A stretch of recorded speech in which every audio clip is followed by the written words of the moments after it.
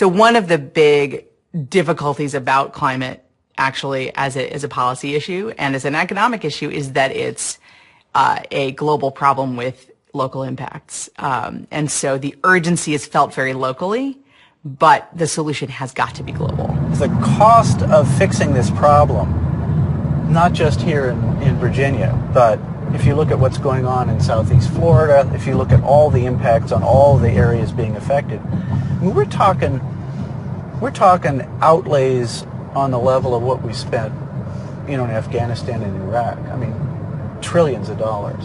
And the only way we're going to get there is with some kind of a carbon tax or a fund of some kind, carbon reduction fund, because there just is not enough money to deal with this. The economics don't work out easily without a price on carbon.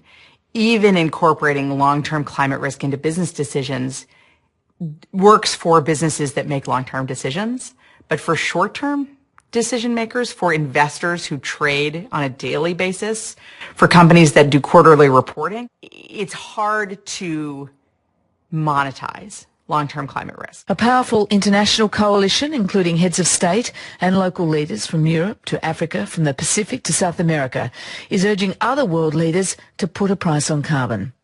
Ahead of the UN Climate Summit in Paris at the end of the year, the World Bank and the International Monetary Fund have convened what they've called a carbon pricing panel, calling for taxes on polluters and for investments in a low-carbon economy.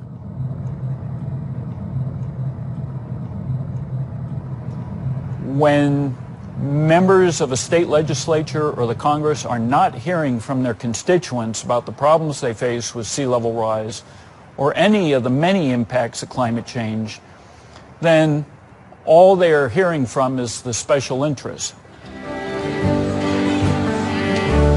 You're a stranger in all the wrongs that I have done. I know you're not the only one. You're a stranger. I believe that I can have a major impact on the fate of the planet if I work tirelessly towards climate solutions, think big, and act fearlessly. I believe that bold actions by a few brave people can arrange the course of history and stabilize the Earth's climate. I believe I am one of those people. Doing this will not be easy or comfortable, but it is definitely possible, and since it is possible, I must try. I will not give up. Our mission is very clear, and I think everybody really wants a livable world. That's number one. And number two is to empower ordinary people to have breakthroughs in exercising their personal and political power. Citizens' Climate Lobby is a fascinating thing because once you understand the concept of pricing carbon, you realize that there really is something that is almost equivalent to the silver bullet to mitigate climate change, but that you are going to have to fight for it. You have people who are really lit up by all the things they are now doing. A lot of people who had never met with their member of Congress. A lot of people who had never been published with a letter to the editor or an op-ed. So there's a lot of electricity that happens. I like that CCL's approach is all about inclusion, all about respect, engaging other parties, even if you disagree. It was Citizens Climate Lobby that convinced me that it really is our own apathy and ignorance as citizens that has disengaged us from our own government, and that we simply by participating can reclaim power that has been there all along.